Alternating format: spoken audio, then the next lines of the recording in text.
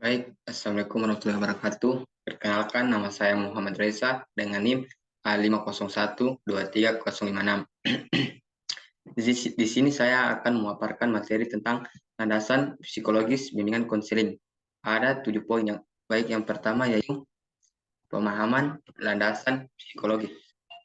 Landasan psikologis dapat didefinisikan sebagai suatu landasan yang dijadikan sebagai titik tolak dalam proses pendidikan yang membahas berbagai informasi tentang jiwa atau psikis manusia yang selalu mengalami perkembangan dari bayi hingga usia lanjut, sehingga dapat memudahkan pelaksanaan proses pendidikan. Yang kedua yaitu pengertian landasan psikologis.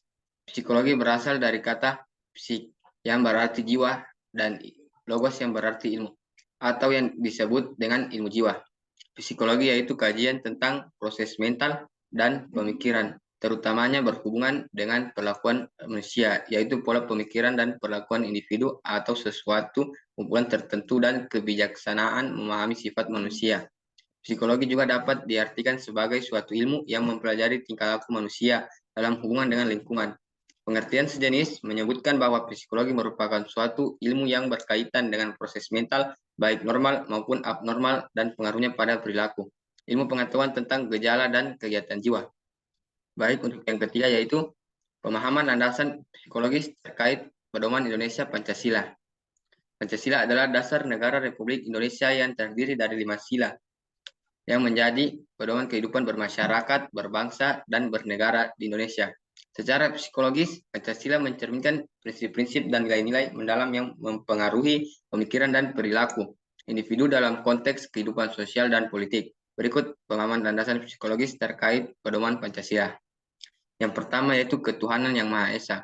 Sila ini mencerminkan keberagaman agama di Indonesia. Ini menunjukkan kepentingan masyarakat untuk memiliki iman, dan keyakinan dalam kehidupan mereka. Masyarakat Indonesia memiliki kepercayaan yang kuat pada nilai-nilai spiritual dan transendental yang mengarah pada perasaan keterhubungan dengan sesuatu yang lebih besar. Dua, kemanusiaan yang adil dan beradab. Sila ini mencerminkan keinginan masyarakat untuk hidup dalam keadilan, kesetaraan, dan keadaban. Ini mencerminkan keinginan untuk menghargai martabat dan hak asasi manusia dan memiliki landasan psikologis dalam nilai-nilai empati, rasa kemanusiaan, dan keinginan untuk menghindari ketidakadilan.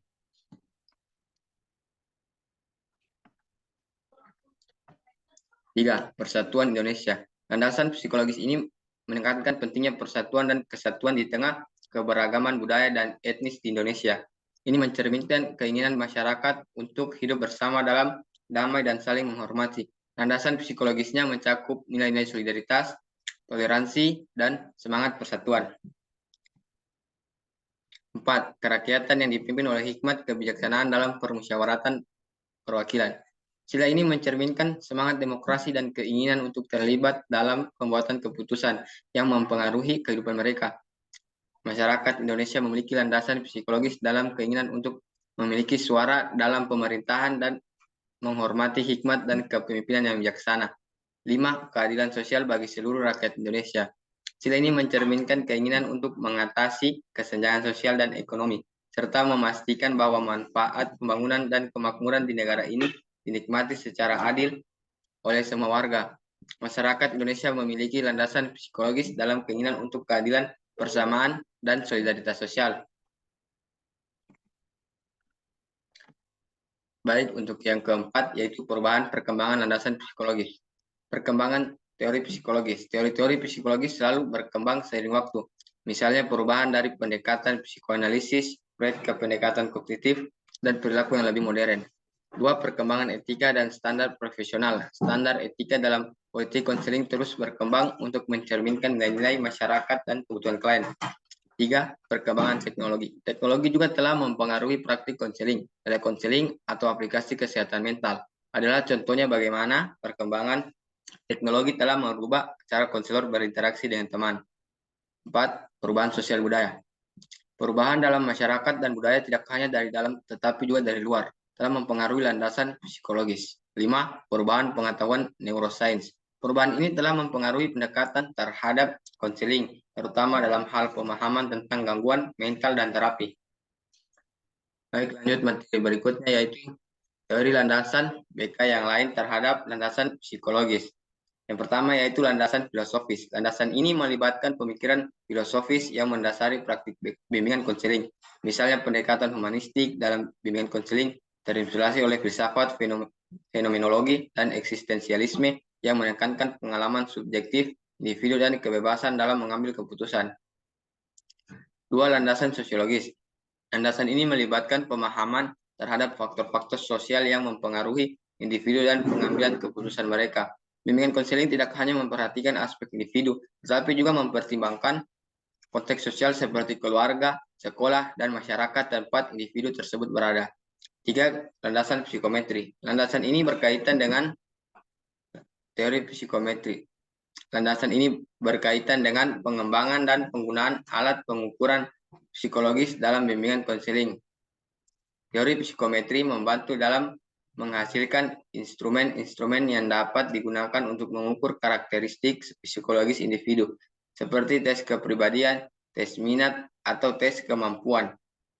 4. Landasan psikoedukasi. Landasan ini berfokus pada pemberian informasi dan pengetahuan kepada individu untuk mengaitkan pemahaman mereka tentang diri sendiri, pengembangan karir, dan masalah-masalah yang mereka hadapi. 5. Landasan psikodinamika.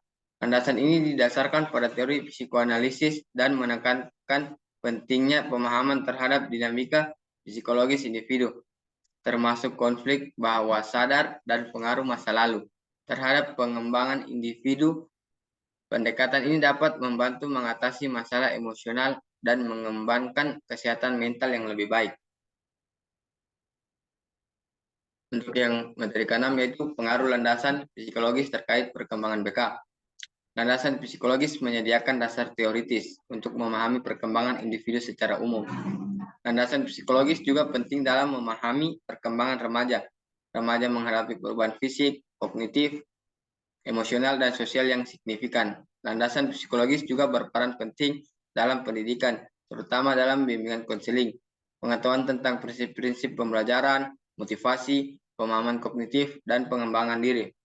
Dalam keseluruhan, landasan psikologis memberikan pemahaman yang penting tentang aspek-aspek psikologis individu yang berkaitan dengan perkembangan mereka. Pengetahuan ini membantu konselor bimbingan konseling dalam merancang dan memberikan intervensi yang tepat sesuai dengan kebutuhan siswa agar mereka dapat mencapai potensi penuh mereka dan mengatasi tantangan yang dihadapi dalam proses pembelajaran.